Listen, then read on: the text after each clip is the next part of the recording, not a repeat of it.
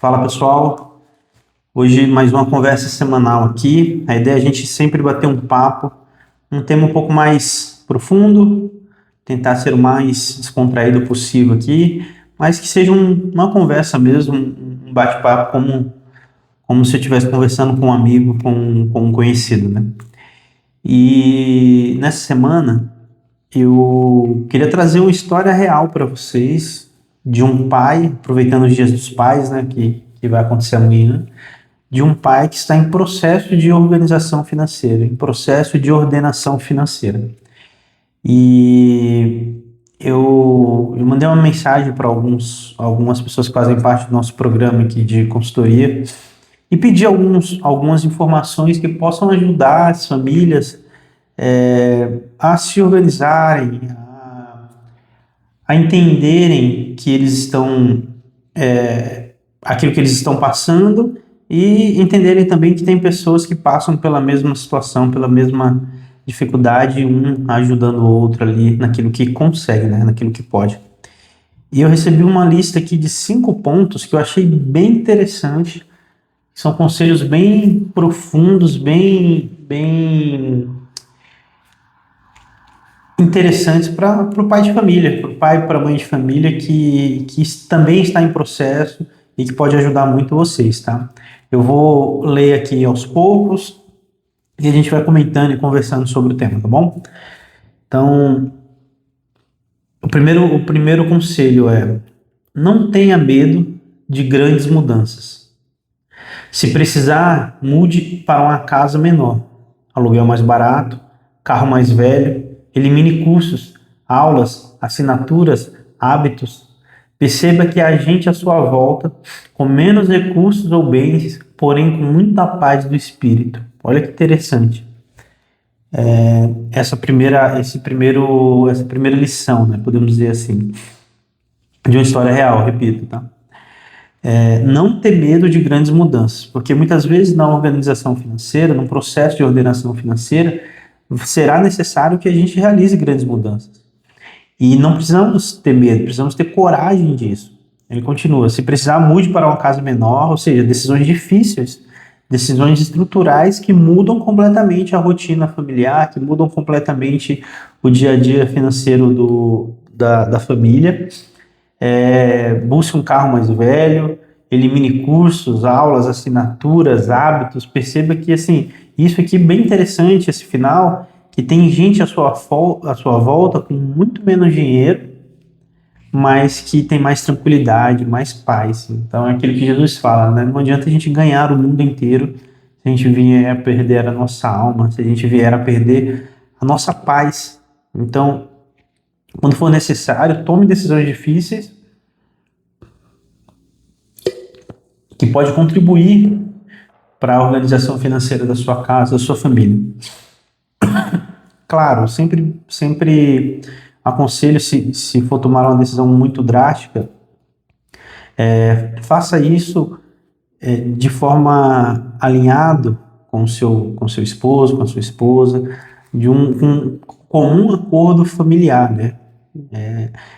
Avalie todas as possibilidades, as opções, vejam se não tem outro jeito, e se não tiver, que em comum acordo familiar vocês possam tomar essas decisões, que seja talvez temporária, por alguns anos, para até a situação se normalizar e vocês conseguirem manter de novo a rotina antiga, né? O padrão de vida antigo. O segundo conselho: seja realista e não siga o padrão dos outros. Não tenha vergonha de admitir quando a coisa está preta, não disfarce, nem tente acompanhar quem está em situação melhor. Cada um tem a sua realidade. Isso aqui acontece demais porque muitas famílias, elas olham outras famílias crescendo financeiramente, elas olham outras famílias com um padrão de vida financeiro que na maioria das vezes ela não consegue acompanhar. Só que mesmo ela sem conseguir acompanhar financeiramente, ela olha aquilo e não chega a ser uma admiração, né? Porque uma admiração leva a pessoa a querer buscar, a se dedicar, a sofrer o esforço necessário para chegar naquele padrão, né? Mas chega a ser uma inveja que destrói, que corrói a alma e leva a pessoa a tomar decisões que a capacidade financeira dela não comporta. E essas decisões acabam desestruturando o orçamento, essas decisões acabam gerando diversas dívidas, essas decisões acabam criando toda uma desordem financeira na família, porque ela tomou essa decisão olhando o padrão de vida de outra pessoa, querendo acompanhar o padrão de vida de outra pessoa, de outra família. Isso é o pior erro, a pior burrada que uma família, que um pai de família pode fazer para a sua família, para a organização financeira da sua casa. Então não tome decisões, não viva uma vida baseado pela vida dos outros, pelo padrão de vida dos outros. Cada um tem o seu orçamento, cada um tem a sua realidade financeira. Talvez a realidade financeira dessa outra pessoa, dessa outra família, seja diferente da sua. E as decisões que eles irão tomar, eles vão tomar conscientes, baseados no orçamento deles, não no seu orçamento. Então, muito importante isso que ele falou, seja realista e não siga o padrão dos outros. Não tenha vergonha de admitir quando a situação, ou seja, entender a realidade.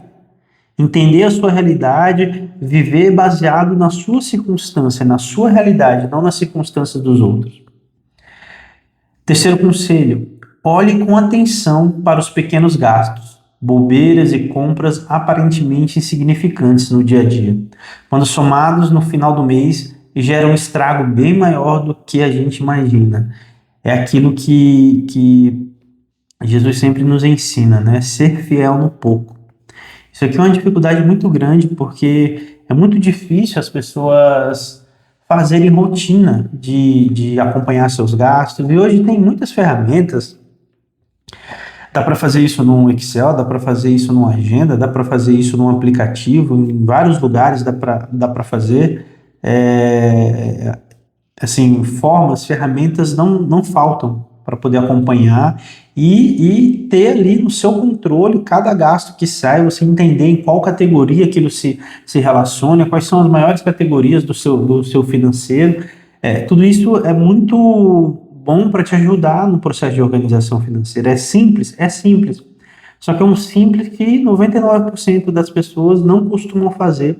E por isso, muito dinheiro é desperdiçado com gastos desnecessários, com gastos que poderiam ser incluídos em outro tipo de demanda, em outro tipo de situação financeira da sua família. Então, tenha atenção, esse foi o conselho, o terceiro conselho. Tenha atenção nas compras insignificantes, nos valores pequenos, porque isso devagarzinho pode gerar um montante grande que poderia ser o início da sua reserva de emergência que você poderia montar. Esse é o terceiro conselho. Quarto conselho, prepare-se para a batalha. A recuperação exige coragem e disciplina. Siga o plano com rigor. No tempo certo, o resultado aparece. Prepare-se para a batalha. Teve um dia que eu fiz um texto que falava um pouco disso, né? Porque o processo de organização financeira é uma grande batalha, é uma grande luta que nós temos que lutar, nós que temos que ir para frente e para cima dessa luta para que a gente consiga se organizar. Porque é muito difícil você montar um plano e segui-lo. E o mais difícil ainda é você ter os comportamentos necessários, as virtudes necessárias para seguir com esse plano. Porque o nosso comportamental muitas vezes vai nos impactar, vai nos atrapalhar, vai como eu posso falar, nos atrasar.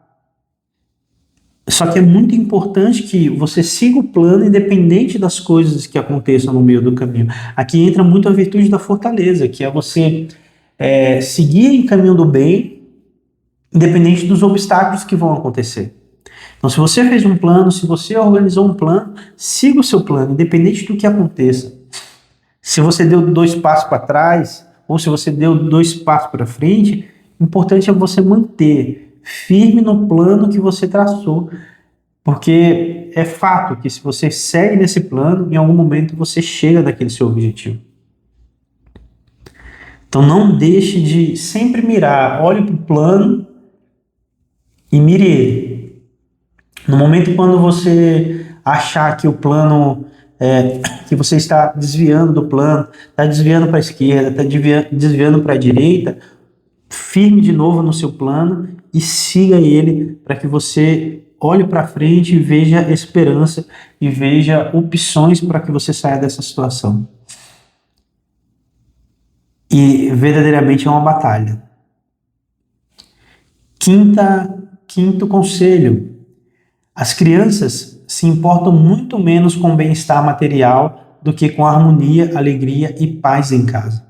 Não transfira para elas a preocupação dos pais. Transmita confiança em sua liderança. Esse conselho tem várias coisas interessantes. O primeiro ponto é: as crianças se importam muito menos com o bem-estar material do que com a harmonia. Ou seja, as crianças não estão se importando com o dinheiro. Elas não se preocupam com quanto você tem na sua conta bancária ou deixam de ter, com o tamanho da dívida que você tem ou não, e nem devem se preocupar com isso. Com algo mais caro que você tem ou deixa de ter, não. As crianças vão se preocupar com a harmonia da família, com a paz, com a tranquilidade na família, com a união da família, dos pais caminharem juntos no mesmo objetivo, dos pais estarem juntos com ele, dando atenção, porque no final da conta, o que vai ficar com seus filhos é a atenção, são as experiências, os momentos que você teve com ele, e não significa que esses momentos foram necessário qualquer tipo de desembolso financeiro. A maioria das lembranças boas que os nossos filhos vão ter aconteceram dentro da nossa casa. Então, o conselho ele fala muito, muito disso. Então, se preocupe mais com a paz, com a harmonia do seu lar, da sua casa, do que com dar qualquer tipo de presente ou situação financeira para os seus filhos. Outro ponto, não transfira para eles as preocupações dos pais. Se você está preocupado, se você está com dívida, está com orçamento desorganizado, descontrolado, está com situações difíceis de cobrança, etc, etc, etc, não transfira isso para o seu filho. Seu filho precisa ver um homem forte, um pai forte, uma mãe forte, para que ele consiga entender como é ter um adulto dentro de casa, um adulto inteiro emocionalmente dentro de casa, um adulto que busca as virtudes com as suas dificuldades, com as suas misérias, mas que é maduro. E ele precisa ter um parâmetro na qual seguir.